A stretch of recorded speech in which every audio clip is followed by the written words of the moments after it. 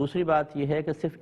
استخارے پر اکتفا کرنا بھی بہتر نہیں ہے۔ میں اکثر آپ کو سمجھاتا ہوں کہ نبی کریم صلی اللہ علیہ وسلم نے یقیناً استخارے کی تعلیم دی ہے اور صحابہ کرام بھی استخارہ کرتے رہے ہیں، لیکن ان کے خواب شیطانی مداخلت سے پاک و صاف تھے۔ ان کو جو خواب میں اشارہ ملتا تھا وہ اللہ تبارک و تعالیٰ کی طرف سے ہونا، مطلب اس کا اغلب غالب گمان یہی کہ اللہ تعالیٰ کی طرف سے تھا، جبکہ ہمارے خوابوں کے اندر شیطانی مداخلت بہت زیادہ ہوتی ہے، کیونکہ ہمارے افعال و اعمال ہم خود جانتے ہیں ہم کس قسم کے کر رہے ہیں۔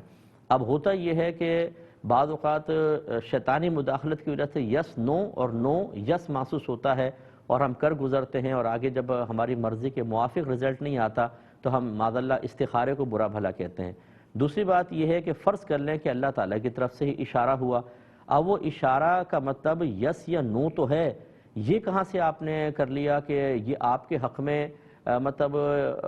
جو آپ کی مرضی کے مطابق ہے ویسے ہی بہتری آئے گی؟ مثال کے طور پہ آپ نے رشتے کے لیے استخارہ کیا، یس آ گیا کہ ہاں اس لڑکے سے آپ بیٹی کا نکاح کر سکتے ہیں، آپ نے کر لیا اور ایک ہفتے بعد طلاق ہو گئی۔ اب آپ کہیں گے یہ کیسا استخارہ تھا، مجھے تو یس آیا۔ ہو سکتا ہے اس طلاق میں ہی آپ کے لیے بہتری ہو،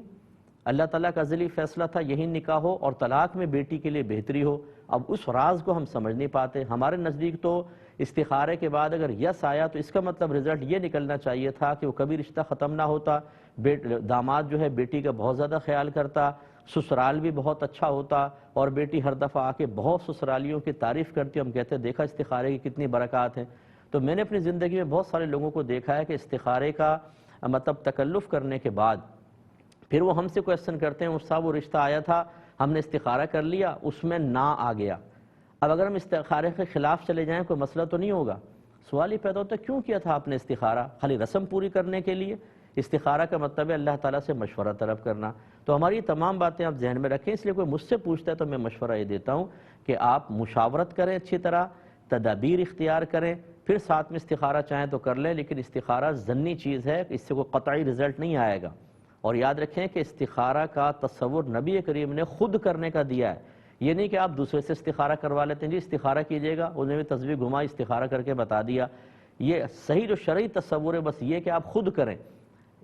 عشاء کی نماز کے بعد 2 رکعت نفل نماز استخارہ پڑھیں، اللہ کی بارگاہ میں التجا کریں کہ اللہ تعالیٰ جو میرے حق میں بہتر ہے وہ خواب میں دکھا دے۔ پھر اگر خواب میں آپ کو سفیدی یا سبزی نظر آئے تو سمجھ لیں یس ہے، اگر بلیک نظر آئے ریڈ نظر آئے تو نو ہے، اگر کوئی خاص علامت نہ ہو تو 1 دن کریں، 2 دن 7 دن تک کریں، کوئی نہ کوئی اشارہ آپ کو ملے گا۔ اس کے باوجود نہ ملے تو آپ چھوڑ ہی دیں، اب آپ مطلب تدبیر اور مشاورت کریں۔ لیکن میں اکثر یہ کہتا ہوں کہ استخارہ کی طرف آنے کے بجائے آپ یہ کر لیں، اس لیے نہیں کہ میں سنت کو روک رہا ہوں، بلکہ اس لیے کہ ہمارے لوگوں کے ایمان انتہائی ضعیف ہو چکے ہیں، کمزور ہو چکے ہیں، باقی شرعی تقاضے پتہ ہی نہیں ہوتے، استخارہ کرتے ہیں اور اس کے بعد معاذ اللہ کی بارگاہ میں شکوہ کرتے ہیں کہ اللہ تعالیٰ تو نے کیسا مشورہ دیا، ہماری تو بچی کا مستقبل تباہ ہو گیا۔ ان کے ایمان کو کون بچائے گا؟ کس نے کہا تھا آپ کو استخارہ کرنا واجب